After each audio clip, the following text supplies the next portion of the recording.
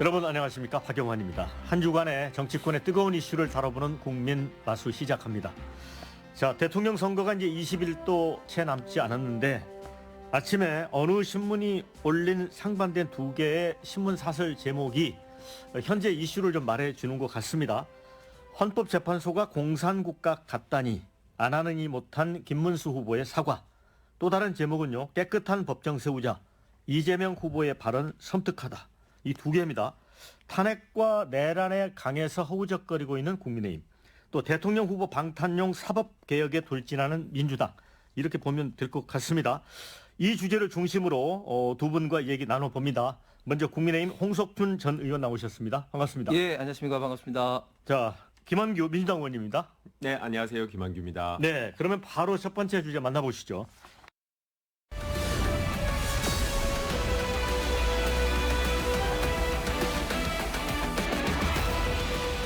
네, 앞서 제가 탄핵의 강 이런 표현을 했지만 이제 대선이 이제 얼마 안 남았는데 국민의힘은 여전히 그 발을 못 빼고 있다는 인상을 주는 것 같습니다. 홍 의원님. 네. 그래서 이제 이 30대 최연소 비대위원장이 윤 대통령을 직접 찾아가서 탈당을 권고하겠다고 했어요.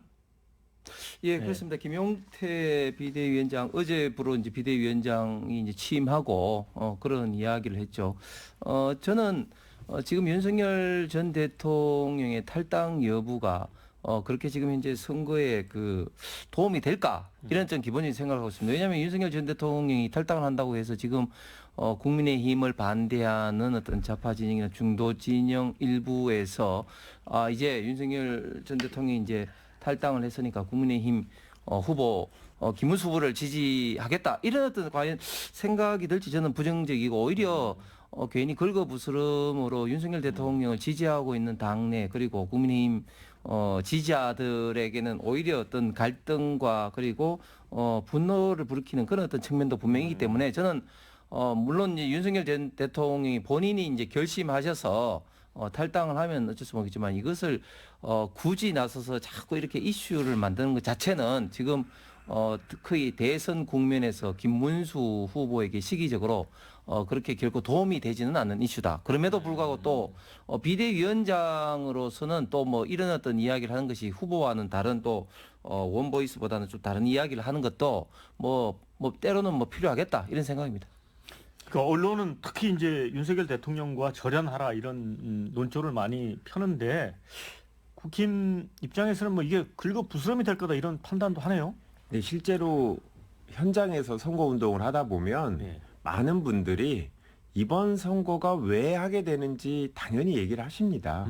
저희가 의도적으로 하려고 하지 않아도 당연히 비상계엄으로 윤석열 전 대통령이 여전히 내란 우두머리로 재판을 받고 있지 않습니까? 뉴스에 나오기 때문에 윤석열 전 대통령에 대한 불만들이 뭐 저희 지지층만이 아니라 뭐 중도 보수층에서도 나오거든요. 그래서 당연히 뭐 신임 비대위원장 입장에서 그 부분을 정리하고 하고 싶어 하는 건 이해가 되고요. 다만 정말 이제 비상계엄에 대해서 당이 어떤 다른 태도를 보이려고 한다면 저렇게 뭐 언론에다 대고 대통령을 찾아뵙고 출당을 요구하겠다, 탈당을 요구하겠다라고 하는 거는 그냥 눈치 보기 같다라는 생각이 들거든요.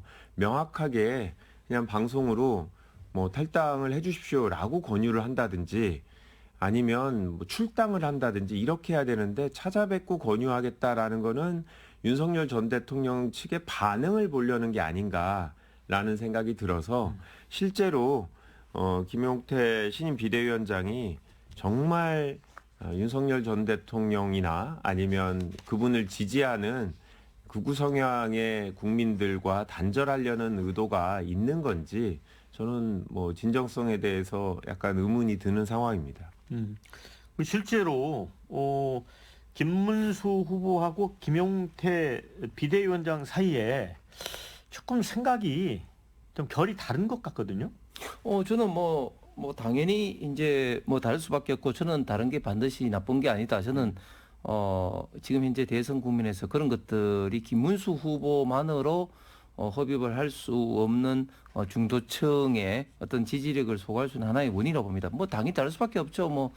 지금 두 분의 어떤 나이 차라든지 또 지역구라든지 또 이때까지 또 살아온 어떤 환경이라든지 그런 것 때문에 원보이스로 나오는 자체가 그건 좀 이상한 것 같고 단지 다르다 할지라도 과연 그 김문수 후보의 지금 현재 대선 국민에서 선거에 도움이 되느냐, 대통령 선거에서 도움이 되느냐, 이런 어떤 측면인데 지금까지는 김용태 의원이 나름대로는 비대위원장으로 역할을 좀 잘 하고 있다. 그리고 앞으로도 제가 볼 때는 김용태 비대위원장도 나이는 젊지만 당 생활을 했고 특히 지금 현재 이재명 후보가 돼서는 우리 대한민국의 어떤 상권 분립이 위협하고 대한민국 미래가 어렵다는 것은 누구보다도 젊은 어떤 층으로서 잘 알고 있기 때문에 저는 다른 게 우려할 만한 상황은 아닌 것 같습니다.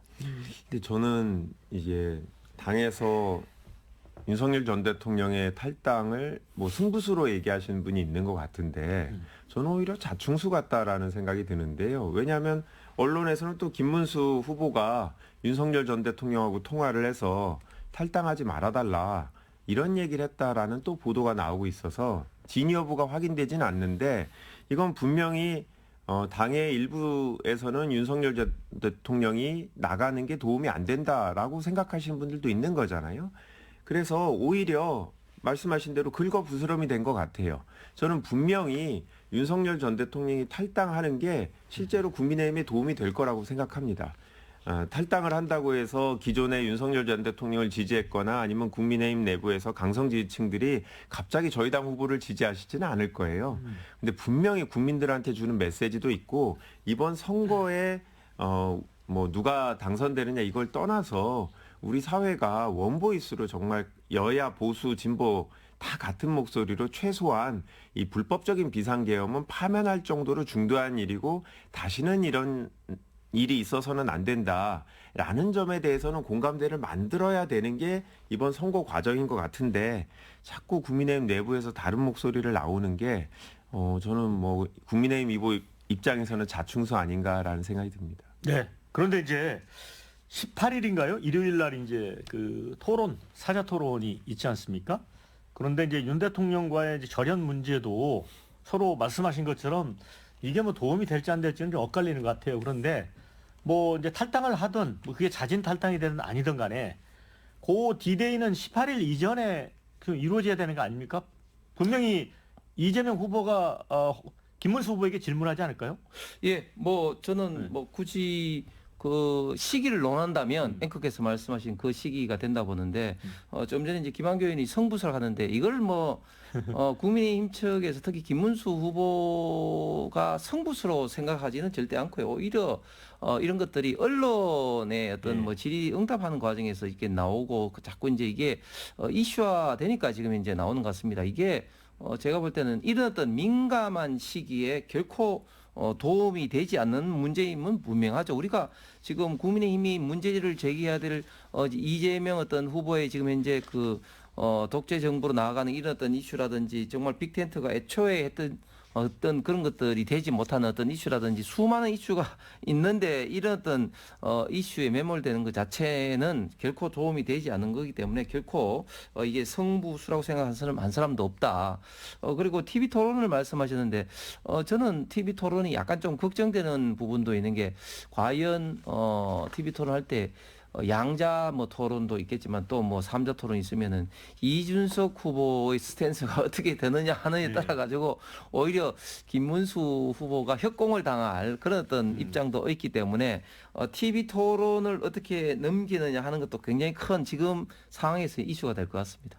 네, 저도 그 부분이 관심사인데 이준석 후보 입장에서는 이제 보수의 미래로 본인을 자리매김하고 싶은 거고 또 보수에서도 가장 최근에 관심 있는 게 이제 탄핵에 대한 태도 부분인 것 같거든요. 그래서 국민의힘 내부에서는 한동훈 전 대표로 상징하는 세력과 그 나머지 분들이 계셨고 또 당 바깥에는 개혁신당에 있는 분들이 윤석열 전 대통령의 국정 운영이나 아니면 비상계엄에 대해서는 상당히 비판적이었기 때문에 저도 이준석 후보가 첫 토론회, 정치 토론회에서는 아마 이재명 후보와 생각이 같은 부분이 많을 것 같고 그런 협공을 막기 위해서도 김문수 후보가 명확하게 이 부분에 대해서는 탄핵 정당했고 다시는 이런 일이 반복되지 않는다 이런 얘기만 하면 되는 건데 왜 이 얘기 쉬운 얘기를 못 하고 있는 게 아닌가. 저 김용태 비대위원장 입장에서는 되게 답답해할 것 같아요. 본인은 어떻게든 젊은 비대위원장으로서 새로운 보수의 길을 만들어 가고 싶어 하는데 김문수 후보가 못 이기는 척 김용태 비대위원장이 하자는 대로 따라가야 되는 기회가 분명히 있는데 지금 놓치고 있는 게 아닌가라는 생각이 듭니다. 실제로 지역에 가서 보수층 분들을 만나 보시면 저희 당을 좋아하지 않는 분들도 분명히 지금 국민의힘의 태도에 대해서는 답답해하시는 분들이 많더라라는 말씀 드립니다. 그런데 이제 국민의힘 선대위가 뭔가 좀 하나로 이렇게 단합이 되지 못하고 있는 측면이 있는 것 같습니다. 그 최근에 이제 최경환 전 경제부총리하고 장해찬 전 청년최고를 포함해서 21명 복당을 승인을 했습니다. 그런데 이와 관련해서는 또 한동훈 대표가 좀 딴소리를 내는 것 같아요. 예. 권영세 전 비대위원장이 당을 떠난 분들에게 문을 활짝 열겠다. 그리고 이런 대선 시국에 모든 어떤 사람들이 힘을 합쳐야 된다. 이런 어떤 기조에서 방금 말씀하셨던 그 21분이 이번에 복당을 했습니다. 저는 통상적으로 대선 때는 사실은 뭐 빅텐트도 쳐야 될 판에 특히 불리한 어떤 그런 어떤 주자는 더더욱 이제 세를 모으기 위해서 연합 전선을 구축해야 되는 어떤 그런 어떤 상황에 특히 이런저런 이유로 그동안 당을 헌신했지만 떠났던 분들에 대해서 뭐 들어오는 것 자체가 나쁘다고는 생각하지 않습니다. 특히 지금 한동훈 전 비대위원장이 비판한 것은 한동훈 전 비대위원장 시절에 당을 떠났던 사람들입니다. 특히 이제 공천을 둘러싼 뭐 갈등으로 인해서 이제 당을 떠났던 사람들이기 때문에 한동훈 전 비대위원장이 비판을 하시는 것이 글쎄 저는 합리적이 생각 않고 오히려 지금 오히려 그 경선에 나섰던 빅스피커들 홍준표 후보라든지 한동훈 후보라든지 또 단일화 과정에서 또 나섰던 한덕수 후보라든지 이런 분들이 김문수 후보를 적극적으로 지금 돕고 있지 않습니다. 그렇죠. 특히 친한계 의원들 같은 경우는 뭐 여러 가지로 지금 현재 돕고 있지 않다고 좀 말이 지금 나오고 있는데 본인이 이렇게 복당하고 있는 이런 사람들이 비판하기 이전에 본인이 과연 스탠스가 어떤지 지금 이제 김문수 후보를 지금 돕고 있는지 지금 방관을 한다는 것은 사실상 이재명 후보가 대통령이 되고 이재명 정부가 출연하는데 사실상 돕는 반사적인 효과를 주는 것이거든요. 그렇기 때문에 이런 측면에서 앞으로 남은 기간만이라도 빅스피커 역할을 하실 분들의 적극적인 어떤 김문수 후보의 좀 지원이 꼭 필요하리라 그리고 하리라 기대를 합니다. 같은 정당에 있더라도 기본적으로 공유하는 가치가 같아야 이 사람을 당의 후보로 인정하고 대선에서도 같이 돕고 할 텐데요. 아마 아까 계속 말씀드린 것처럼 이 내란이나 비상계엄 이 부분에 대해서 김문수 후보의 입장이 좀 다른 분들과 많이 다르기 때문에 이 한동훈, 홍준표 이 두 분이 선대위 참여나 아니면 김문수 후보 지지를 적극적으로 하기가 좀 어려운 상황인 것 같아요. 이런 문제를 푸는 게 중요한데 장해찬 전 최고위원 같은 경우에는 이제 당을 떠나서 무소속으로 출마했었고 또 이분은 특히 윤석열 전 대통령하고 가깝고 한동훈 당시 이제 대표 체제에서 이제 공천 취소가 되니까 거기에 반기를 들고 나갔던 분인데 이거는 결국 한동훈 대표한테 참여하지 못하게 하는 그런 오히려 방어막이 되는 것 같다라는 생각이 들거든요. 그래서 장해찬, 한동훈 이 둘 중에 선택을 한다면 당연히 한동훈을 선택하는 게 당의 외연 확장이나 어떤 한동훈 대표를 뽑았던 약 40%의 국민의힘 지지자들을 결속시키는 건데 좀 이해가 안 되고 저는 가장 이해가 안 되는 게 한덕수 전 총리예요. 이분이 입당하면서 이제 자기는 용병이 아니다, 가족이다라고 얘기를 했는데 본인이 후보가 되지 않았다고 바로 이렇게 정치 활동을 안 하는 건 가족이 아니라 용병이었던 것을 입증하는 것 같아서 그나마 지금 한덕수 후보가 국민의힘 후보로 되지 않은 게 우리 정치권을 위해서 다행이긴 한데 저라면 김문수 후보가 이 지금 세 분의 유력했던 경쟁자들 이분들이 당의 선거에 적극적으로 참여하게 할 수 있는 방법이 있다. 저는 그게 윤석열 전 대통령하고 절연을 명확하게 하는 거다라고 생각하는데 왜 이렇게 쉬운 길을 놔두고 멀리 돌아가시는지 모르겠습니다. 김한규 의원님 이야기하신 게 상당히 지금 현재 국민의힘 대선 국면에서 가장 뼈아픈 국면인데, 근데 그것의 모든 어떤 해법이 윤석열 전 대통령이 탈당이다, 또 이렇게는 또 볼 수는 또 없는 것이죠. 왜냐하면 한덕수 후보라든지 이런 분들은 분명히 좀 생각이 좀 다른 것이고, 그런데 저는 정치인이, 특히 큰 정치인일수록 정당에서 조금 장기적으로 봤을 때 얼마만큼의 헌신을 했느냐, 이런 것들이 중요한 포인트가 좀 돼야지 그 정당이 이제 발전할 수가 있는데, 우리 국민의힘 같은 경우는 사실은 조금 부족한 게 좀 그런 것 같아요. 그래서 앞으로는 사실은 사람을 평가를 하고 하는 데 있어서 좀 그런 어떤 면에 있어서 어떤 평소에 어떤 헌신, 뭐 기여, 이런 부분들이 좀 있지 않으면 굉장히 좀 구조적으로 좀 어렵게 될 수밖에 없을 것이다. 그리고 이 시점에 있어서도 특히 김문수 후보는 개별적인 선거 운동도 물론 뭐 중요하지만 이런 어떤 세 분들의 지지를 얻기 위해서 정말 상고초를 해서라도 모셔오는 게 가장 어떻게 보면 중요한 선거 운동이 될 것 같습니다. 자, 이제 홍준표 전 후보, 전 대구시장은 지금 하와이에 가 계시잖아요. 근데 네. 페이스북에 끊임없이 글을 올려요. 그러니까 본인이 분명한 건 국민의힘을 탈당한 건 맞는 것 같고 정치에서 손을 뗀 것 같지는 않아요, 김한규 의원님. 네, 맞습니다. 네. 저희 당 선거운동 해주시는 것 같다라는 그렇죠. 평가가 언론에서 많이 나오더라고요. 그래서 이제 홍준표 전 시장님하고 가까운 김대식 의원이 직접 하와이로 가서 네. 선거에 참여해 주시도록 부탁드리려고 한다라는 보도를 봤는데요.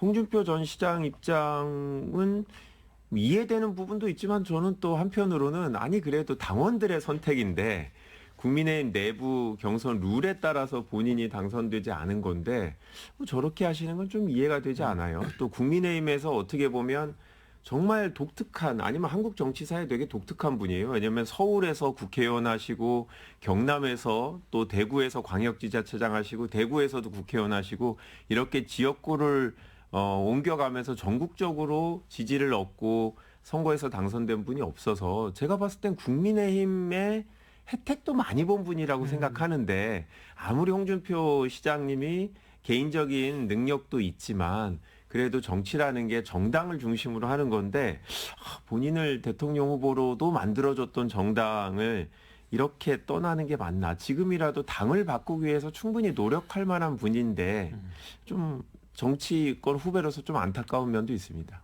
오죽하면 이제 김한규 의원조차도 이제 그런 말씀을 해주시는데 그 페이스북에 그런 글도 올렸습니다.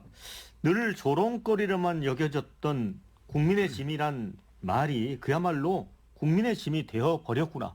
국민의 짐이라고 하는 게 국민의힘을 약간 비하하고 이제 그 조롱하는 표현이거든요. 근데 이런 이야기까지 하고 있어요. 그런데 사실은 홍준표 이제 전 대구시장이 아시겠지만 윤석열 대통령 김건희 여사 논란이 됐을 때도 뭐 상남자라고 하면서 또 감싸지 않았습니까? 근데 이렇게 표현을 할 수 있나요? 진짜 최근에 홍준표 후보, 홍준표 전 시장의 그 페이스북을 보면 참 너무너무 참 안타깝습니다.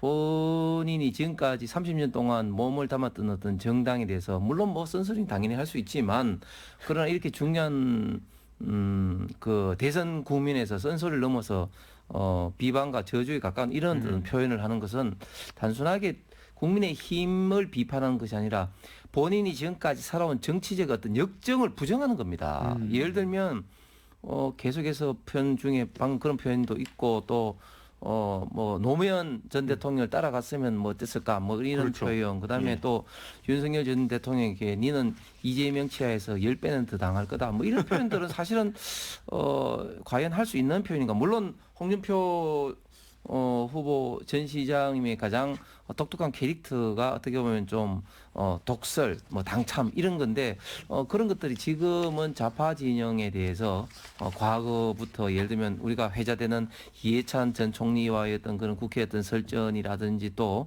문재인 전 대통령과의 이런 어떤 대선이라든지 그런 것들이 아직까지도 유튜브에서 짤로 돌고 있는 것만큼 굉장히 좀 독특한 어떤 독설로 유명하신 분이고 또 최근에는 또 경선 국민에서 이재명 후보에 대해서 네 가지 니는 왜 형수 뭐 거기를 뭐 찌지는 그런 어떤 독설까지도 뭐 날리면서까지 그 독설로 인해서 굉장히 국민의힘 지지층에게 사랑을 받고 존경을 받았던 그런 어떤 분이었는데 갑자기 지금 이런 상황으로 되니까 그럼 30년 동안 본인의 어떤 정치적 역정을 저는 부정하는 꼴이 돼버리지 않나 해서 너무너무 좀 안타까울 뿐이고 그럼에도 불구하고 홍준표 저는 후보 전 시장 같은 경우 과연 정계를 은퇴할까 이런 또 생각도 듭니다. 그런 만큼 앞으로 남은 기간이라도 이재명 후보가 집권을 하는데 좀 역할을 지금이라도 좀 할 수 있다. 그리고 많은 분들이 좀 그러는 거를 권유를 하고 설득을 하고 있기 때문에 본인의 또 입장이 저는 변화도 있을 가능성도 있고 당연히 또 그래야 된다고 봅니다. 네, 이제 김대식 의원을 국민의힘은 이제 하와이에 보낸다는 거 아닙니까? 그런데 홍준표 전 후보가 이야기했네요. 뭐 문수영은 안타깝지만 난 탈당한 사람이고 오지 마라. 정말 완전히 이제 윤 대통령하고 절연이 되는 게 아니라 홍준표 후보하고 좀 절연이 되고 있어요. 예, 홍준표 이제 전 시장 입장에서는 사실 국민의힘만이 아니라 약간 정치권 내지 지지자들에 대한 전반적인 서운함이 있는 것 같아요. 왜냐하면 지금 김문수 후보도 사실 국민의힘에 속한 적은 있지만 최근에는 국민혁명당, 기독자유통일당, 자유공화당, 자유통일당이 가장 최근 정당 경력이거든요. 그다음에 한덕수 총리는 정당의 당원인 적이 없었고 그다음에 뭐 한동훈 후보도 정당에 들어온 지 얼마 안 됐고 그 전에 윤석열 전 대통령이 입당하자마자 대선 후보가 됐고 그러니까 본인처럼 보수 정당을 위해서 수십 년간 일한 사람들이 대접받지 못하고 이렇게 보수 정당은 자꾸 외부에서 충원을 해오는 것, 특히 윤석열 전 대통령을 모시고 왔다는 두 사람을 뭐 실명을 얘기하지 않았지만 이분 때문에 보수 정당이 망했다라고 얘기하시는데 이런 국민의힘의 어떤 체질 또는 이런 용병한테 의존하는 이런 부분에 대한 실망감을 얘기하는 건데 뭐 예를 들어 홍 의원님이나 저도 원외에서 이렇게 활동해봤던 사람 입장에서는 공감되는 부분도 있습니다. 네. 네. 자, 이 주제는 여기서 마무리하고요. 두 번째 주제로 갑니다.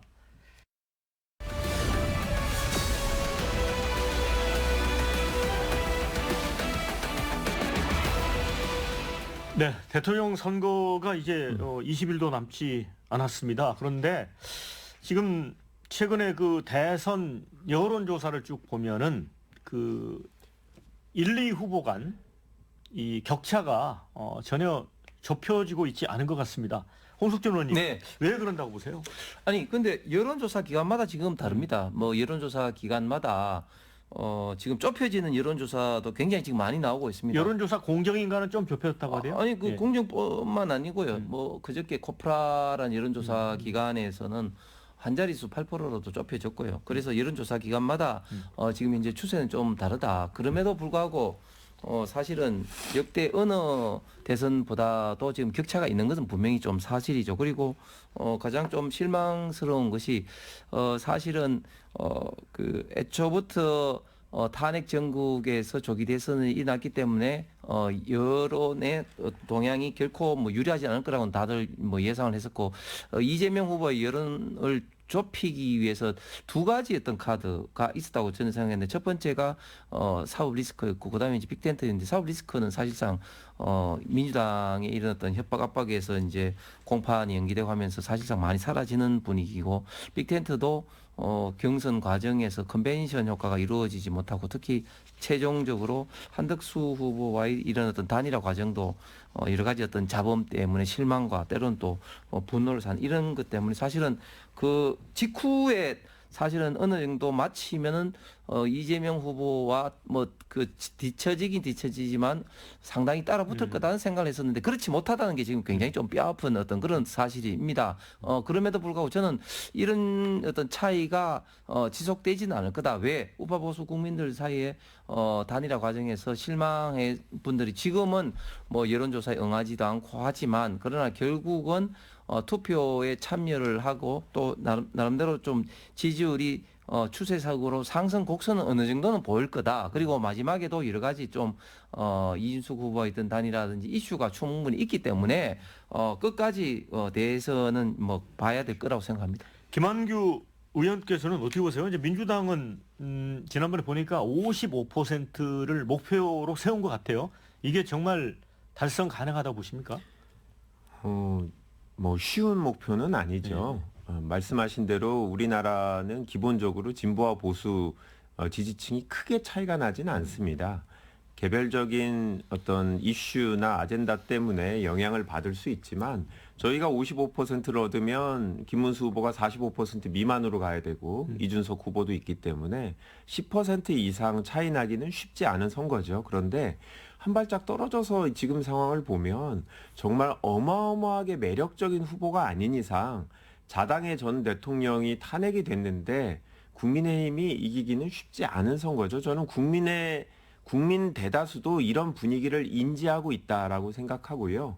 그리고 지금 국민의힘에서 하는 선거운동 방식을 보면 지지층이 적극적으로 사람들한테 윤석열 전 대통령과 김문수 후보는 다르다라는 얘기를 하기에는 어렵게 지금 뭐 선거운동을 하고 계셔갖고 제가 봤을 때 갑자기 분위기가 급반전되지는 않을 거다. 그리고 제가 만난 보수 성향 내지는 정치 저관여층도 그 윤여준 선대위원장이나 권오을 전 의원이 보수 성향의 분들이 이재명 후보를 지지하고 돕는 거에 대해서 신기해하면서도 그 부분이 많이 회자되고 있어요. 그래서 이 중도 성향에 있는 분이 내가 이재명 후보를 뽑는 것도 그렇게 이상한 건 아니구나라는 이 중도 보수 전략이 또 통하고 있다라는 생각이 들어서 저는 지금처럼 가면 격차가 급격하게 좁아지는 일은 없을 것 같고 다만 뭐 저희가 전국 254개 국회의원 지역구에서 누구나 실수를 할 수 있기 때문에 정말 조심조심 후보가 갖고 있는 매력을 잘 전달하기 위해서 노력하고 있는데 남은 20일 국민의 뜻은 또 끝까지 지켜봐야 되니까요. 겸손하게 하고 있습니다. 자, 중도 확장 전략 민주당의 이거 관련해서는 그 홍준표 시장이 이렇게 요지부동이고 국민을 국민의 짐이라고 이렇게 부를 정도로 하는 거 보면 홍준표 시장 마음도 이재명 후보 쪽에 가 있는 게 아니냐라는 분석도 있습니다. 그래서 뭐 총리 제안설도 있고 그렇지 않아요?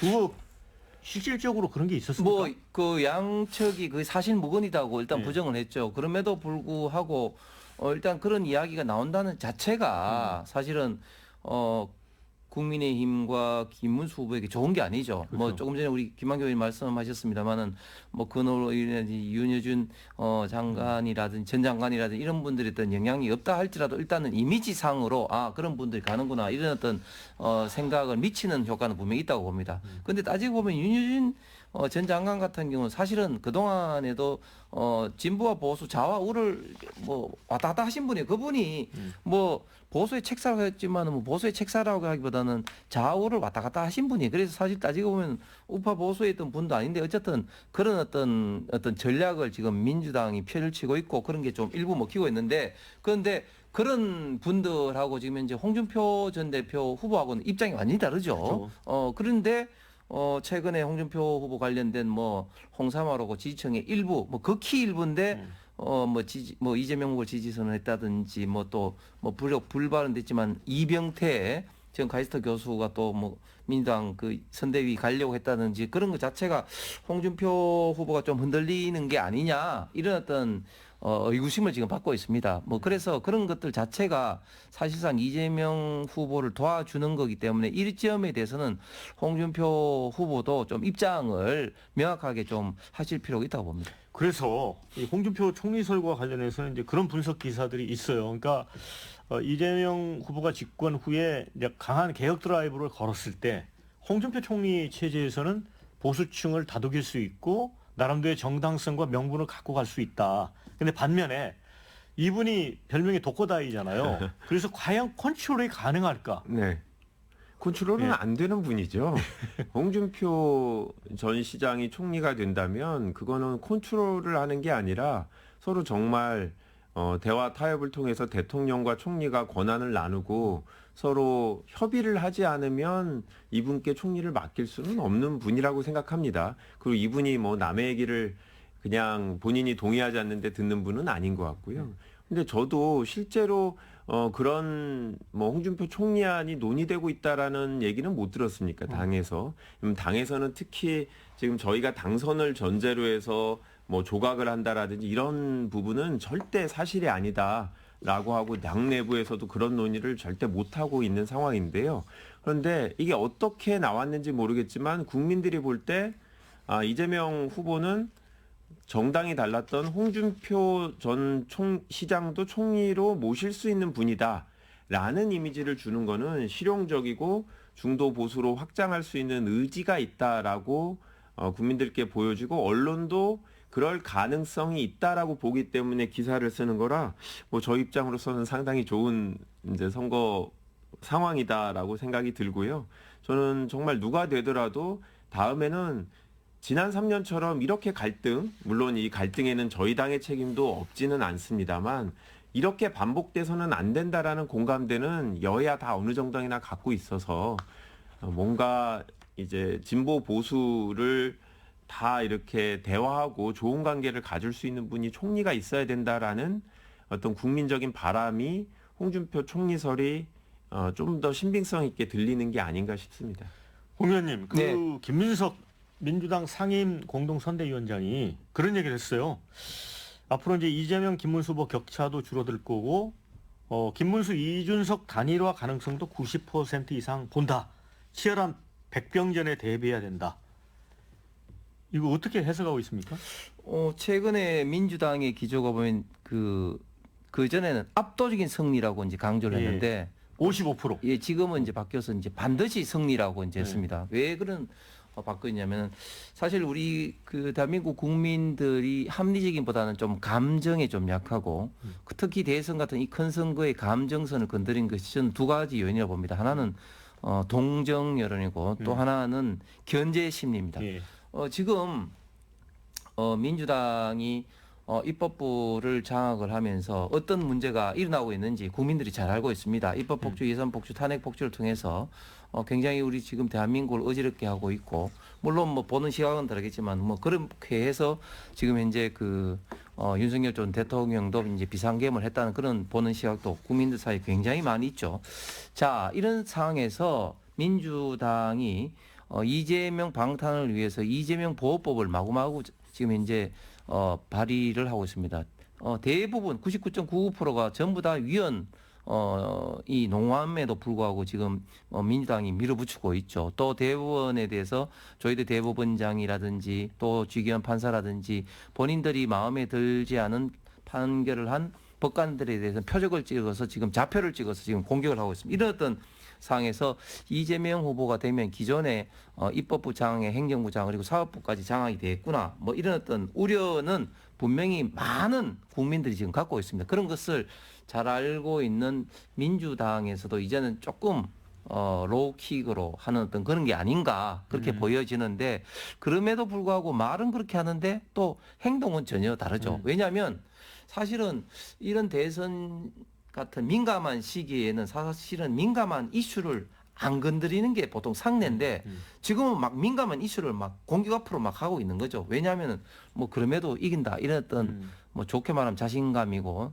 나쁘게 말하면 자만감인데 말이 달라지는 게 저는 뭐 전부가 아니다 그렇게 생각합니다. 근데 이제 단일화 관련해서는 그 MBS 갤럽 여론조사를 보면 김문수, 이준석 단일화가 득표를 이렇게 곱셈식으로 이렇게 높여주는 것 같지는 않아요. 그러니까 예를 들어 이 55에서 한 64% 정도가 단일화했을 때 가는 거고 나머지 9 내지 30%는 두 분이 단일화를 해도 이게 이재명 후보한테 가거든요. 그러니까 이게 단일화가 막판에 큰 변수가 될 거라고 보세요? 그러니까 완벽하게 합쳐지지는 않겠지만 분명히 단일화가 된다면 김문수 후보한테 도움이 될 거다라고 생각이 듭니다. 그런데 단일화의 조건이라는 건 기본적으로 이 단일화하는 두 분의 표가 합쳐진다면 1등이 된다, 될 수 있다라는 전제에서 되는 거라 만약에 이준석 후보가 한 10% 정도 득표를 하고 있는 상황에서 단일화가 돼서 7%만 김문수 후보한테 가더라도 김문수 후보가 그걸로 당선될 수 있다면 단일화 가능성은 있는 거죠. 그래서 예전에 DJP 연합이나 노무현 정몽준 단일화나 뭐 최근에 안철수 후보가 윤석열 전 대통령하고 단일화한 거나 다 그렇게 성공 가능성이 있을 때 하는 단일화이기 때문에 지금 상황에서는 아직 좀 단일화 얘기하기 힘들지만 만약에 선거 막판에 가서 혹시라도 지지율상 두 분의 지지율 합산이 1위 후보가 된다면 가능성이 있어서 저희는 계속 지켜보고 있고 다만 그런 상황을 만들지 않아야겠다. 선거운동을 열심히 해서 네, 그런 분위기입니다. 자, 그러면은 마지막 주제로 건너가겠습니다.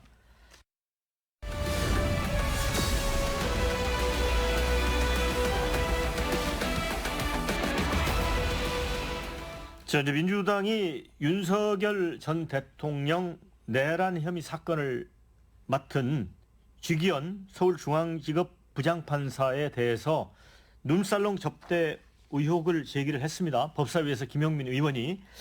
그래서 이제 감찰도 요구하고 이제 사법부를 압박하고 있는데 왜 이 시점에 이게 터져 나왔다고 홍 의원님 보십니까? 예, 뭐 쥐기현 부장판사가 윤석열 전 대통령을 뭐 구속 취소하면서 민주당으로부터 굉장히 그동안에도 많은 압박을 받아왔죠. 그래서 뭐 급기야 뭐 룸살롱 이슈까지 터져 나오는데 저는 이걸 보면서 또 청담동 또 시즌2가 시작됐구나 이런 생각을 합니다.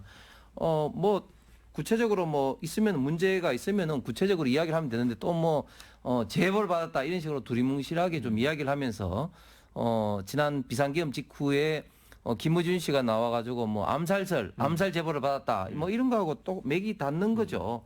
뭐 그래서 지금 중앙지법에서도 너무 추상적이라서 뭐 밝힐 입장도 없다 예, 뭐 이런 그렇죠. 어떤 이야기를 한 거 아닙니까? 자, 그런데 우리 김한교 의원도 법조인 출신이 잘 아시겠지만 저는 판사에 대해서 이렇게 좌표를 찍어서 공격한 어떤 사례가 있었나.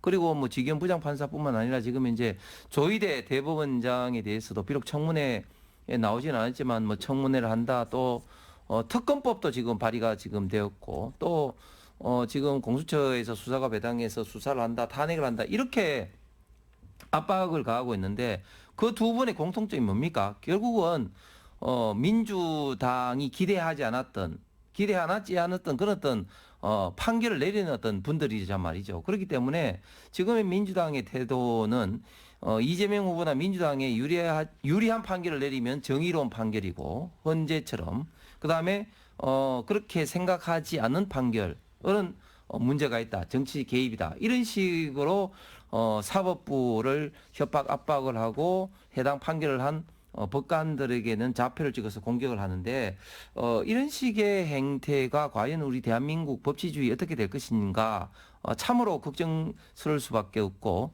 법치주의와 상권 분립을 전제로 하고 있는 대한민국의 헌법은 물론이고 대한민국의 정체성을 기본적으로 훼손할 수밖에 없다. 그러나 저는 이런 것들이 글쎄 지금 민주당의 어떤 선거, 민주당에 얼마만큼 도움이 되기 때문에 하는 건지는 모르겠습니다만 결국은 지금 여론조사에 분명히 반영되고 있지 않지만 대다수 국민들에게는 굉장히 우려스럽고 분노하고 있다는 것은 분명할 것 같습니다. 그래서 이 이슈는 이제 선거 국면에 굉장히 예민하고 좀 폭발력도 있을 것 같습니다. 김한구 의원님. 그런데 이제 민주당이 사진을 갖고 있다고 했잖아요. 그런데 공개된 거는 그 이른바 이제 눈살롱의 사진이고 지겸 판사의 얼굴이 찍힌 사진은 아직 공개를 안 하고 있어요. 그래서 이거를 놓고는 지금이라도 공개를 해야 되는 거 아니냐 이런 주장도 있더라고요. 기본적으로 법원 내부에서 감찰을 통해서 사실관계 확인을 하도록 기회를 줬다라고 말씀드릴 수 있고요. 원래 룸사롱 사진도 공개하려고 했던 거는 아니었는데 당시 국민의힘 내부 의원이 증거도 없이 이런 얘기를 하냐라고 하니 그러면 일단 당시 구체적인 장소라도 특정할 수 있는 그런 사진을 법사위 회의장에서 이제 공개를 한 건데요. 근데 좀 실망스러운 거는 이제 중앙지법이 진위 여부가 확인되지 않는다라고 얘기했어요. 저는 자신 있게 이야기하고 있지 않다고 생각합니다. 만약에 지기현 판사 본인한테 물어봐서 난 룸사롱에 가지를 않는다 내지는 최소한 동기 변호사하고는 가서 룸사롱에서 술을 마신 적이 없다라고만 확인을 해주면 이건 명확하게 허위다라고 얘기할 텐데 지인이 여부, 그러니까 사실인지 거짓인지 여부 자체를 확인할 수 없다라고 중앙지법이 얘기하고 있는 것은 뭔가 그런 유사한 사례들이 있기 때문에 법원에서도 명확하게 얘기하지 못하고 있는 것 같은데요. 저는 저희가 구체적으로 어떤 증거를 대면 그 건에 대해서만 얘기를 하려고 지금 저희한테 먼저 이야기하라라고 얘기하는 거라서 저는 그것보다는 법원 내부에서 지기현 판사하고 조금 더 심도 있게 평소 이런 동기든 아니면 다른 변호사든 재판과 이해관계 있는 사람하고 술을 마시거나 접대를 받은 적이 있는지 확인할 필요는 있다라고 생각하고요. 이게 전혀 없는 일들이 아닙니다. 우리 기억하시면 우리 99만 원 술 세트라고 기억하시겠지만 검사들이 룸사롱에서 접대를 받아서 문제가 됐던 게 바로 몇 년 전의 일이거든요. 그래서 과거 드라마에서 봤던 것만이 아니라 여전히 이 사법부나 아니면 행정부에 있는 사람들이 변호사나 이렇게 이해관계 있는 사람들한테 접대를 받고 있다라는 부분이 제보로 나오고 또 많은 분들이 그럴 수도 있다라고 의혹을 갖고 있기 때문에 이건 확인해 볼 필요가 있다라고 생각하고 저도 제보자를 직접 접촉한 건 아닙니다만 당내에서는 나름 근거가 있다라고 생각하기 때문에 법조인 출신 의원들도 이런 이제 추후 이게 사실이 아니라고 밝혀질 가능성이 적다라고 보고 문제 제기한 것으로 알고 있습니다. 그런데 이제 이재명 민주당 대선 후보가 깨끗한 손 얘기를 하면서 이제 사법부 개혁이 필요하다 이런 메시지를 이제 발신을 했습니다. 그래서 이제 민주당에서 이제 법사위 주도로 이루어지는 예를 들어 대법원장 특검이라든가 이런 일련의 행위들이 뭔가 어떤 일정한 목표를 갖고 있는 게 아니냐라는 분석도 나옵니다. 그렇습니다. 지금 대통령 선거 국면에 참으로 걱정스러운 것은 대통령은 5년 하고 개헌되면서 어떻게 될지 모르겠습니다만 어쨌든 현재 5년을 하고 물러갑니다. 그런데 지금 민주당이 추진하고 있는 이 수많은 악법이라든지 그리고 이번에 사업부를 압박하고 있는 것은 우리 대한민국에 두고 나쁜 선례 내지는 나쁜 제도가 만들어질 가능성이 많다고 봅니다. 이재명 후보가 창원에서 이런 이야기 했죠. 제2, 제3 내란 세력을 단죄를 해야 되고 그것은 깨끗한 법정에서 해야 된다. 깨끗한 법정이라는 게 뭐겠습니까? 법정을 청소한다는 것은 아닐 거고 결국은 조희대 대법원장과 대법관을 바꾸겠다는 말 아니겠습니까? 그런데 문제는 뭐냐면 바꾸는데 어떤 또 바꾸는 게 되느냐?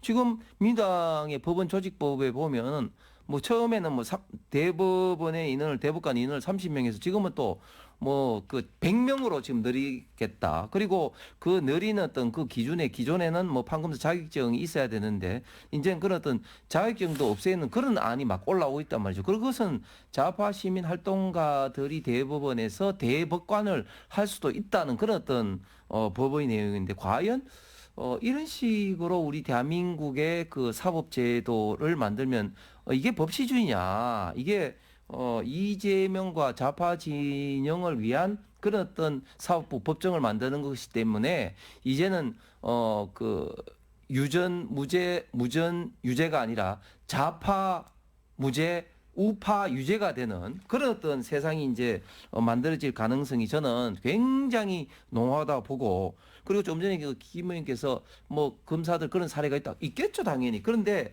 지금 왜 이런 어떤 시국에 지기현이라는 부장판사, 특히 타켓을 좌표를 딱 찍은 지기현 부장판사에 대해서 이렇게 구체적이지도 않은 어떤 추상적인 의혹을 제기하는 것은 다분히 압박을 가하고 이제 부담을 주는 것이다 이렇게 하고, 또 어제 또 깜짝 놀랄 만한 것이 법사위의 그 주진우 의원에 대해서 주진우 의원이 이런 식으로 좌표를 찍어서 판사를 공격하는 게 이제 베네수엘라밖에 없었다 이런 식으로 했는데, 공교롭게도 어제 새날이라는 어떤 채널에서 주진우 의원도 이제 룸사롱 갔다 2번씩이나 방송을 했다고 합니다. 그래서 주 의원이 거기에 대해서 반박을 하면서 그 친한 법조인 선후배 부부 간에 갔다 뭐 이렇게 이제 이야기하면서 이제 명예훼손으로 이제 고발을 한다고 하는데, 지금 민주당에서는 룸살롱을 참 좋아해서 그런지 모르겠지만 자꾸 이런 어떤 있지도 않은 어떤 그들 가지고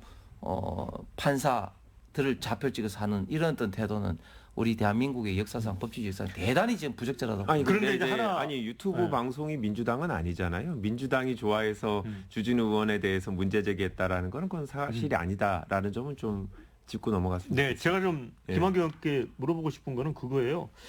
민주당 원로인데 유인태 전 국회 사무총장도 그런 얘기를 했습니다.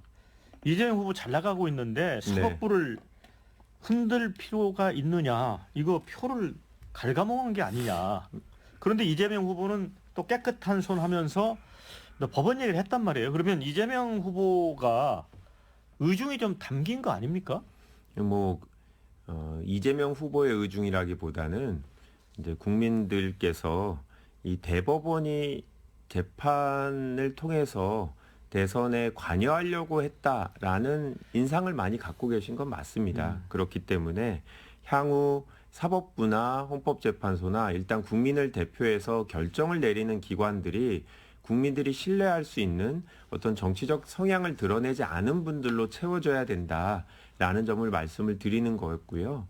저희도 헌재에서 윤석열 대통령이 파면이 됐습니다만 다른 민주당이 주도해서 소추한 사건들은 다 기각이 많이 됐습니다.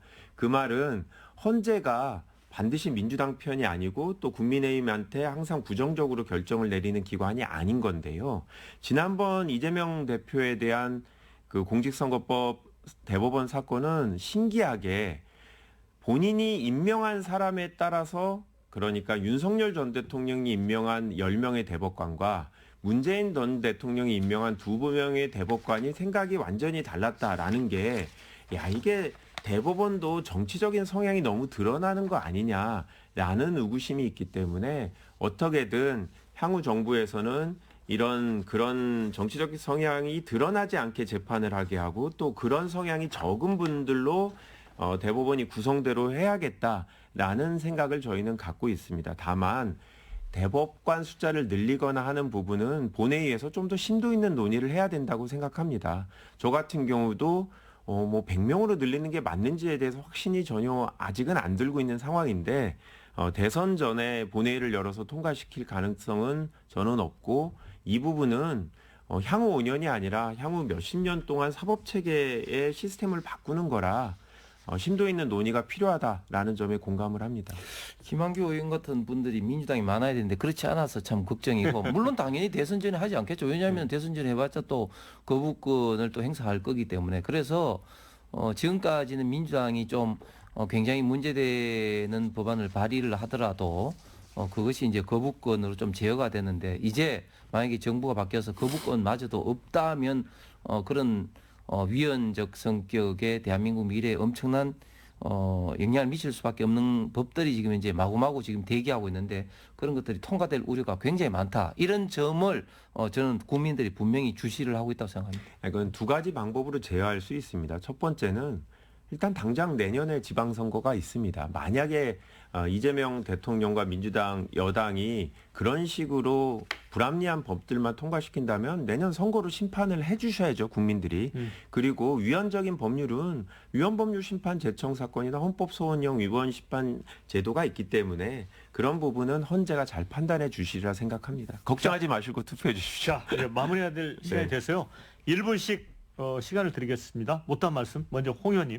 예, 우리 시청자 여러분, 지금 대선 국면입니다. 이번 대선은 6월 3일 대선은 이재명, 김문수, 이재명 두 사람 중에 한 사람을 뽑는 선거이기도 하지만 그러나 이번 선거를 통해서 기존에 우리 대한민국을 발전시키던 자유민주주의 시장 경제를 계속 가느냐, 그렇지 않고 좌파 독재 포퓰리즘 정부로 가느냐 하는 저는 체제의 갈림길에 있다고 봅니다. 지금 입법부를 장악한 민주당이 하는 행태를 잘 아실 겁니다. 이제 행정부 사부까지도 장악을 하게 되면 이제 거의 뭐 마음대로 할 것은 뻔하고 지금 대기하고 있는 유연 성향의 어떤 법률은 물론이고 포퓰리즘 정부로 우리 미래 세대에게 엄청난 부담을 줄 수 있는 정책들이 마구마구 양산이 될 겁니다. 그런 어떤 점에서 국민의힘이 좀 부족한 면이 있더라도 반드시 잘 판단을 해 주시기를 다시 한번 부탁을 드리겠습니다. 네, 김 의원님.